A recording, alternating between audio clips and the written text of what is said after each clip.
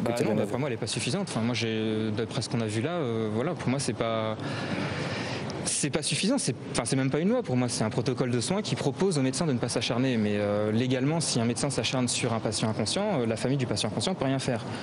Normalement, une loi contre l'obstination déraisonnable, ce serait que de pouvoir atteindre la personne qui s'acharne. C'est pas la personne qui s'acharne de pouvoir décider elle-même si elle s'acharne ou non. Ça s'appelle de la pédagogie, ça s'appelle un protocole de soins, mais pour moi, ça s'appelle pas une loi. Donc voilà, elle permet éventuellement aux patients et sachant bien que nous, on n'aurait rien pu faire si Dr Carijard avait voulu s'acharner sur Vincent. Maintenant, on a vu ce que les parents ont pu faire grâce à ça. Voilà, c'est la seule opportunité juridique qu'on a quand une personne est inconsciente, c'est d'empêcher le médecin de faire son travail correctement. Et c'est de faire des procédures qui peuvent éventuellement durer des années. Donc, pour moi, je trouve que c'est catastrophique. Oui, voilà, une loi, on ne peut pas dire, elle s'est bien passée avant quand c'était pas au tribunal. La loi, elle est faite pour être appliquée au tribunal.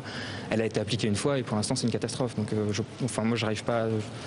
Dans le détail, je ne suis pas juriste, je ne saurais pas vous dire ce qui a cloché vraiment, mais clairement, il y a quelque chose qui ne fonctionne pas, ça c'est sûr. Avec cette décision, vous avez le sentiment d'avoir été entendu, que la souffrance aussi de Vincent Lambert a été entendue? La personne aussi de Vincent Lambert, parce que voilà, Vincent, il avait une personnalité, on a tous témoigné de sa personnalité, il avait eu des propos très clairs avec un de ses frères et avec son épouse sur la fin de vie.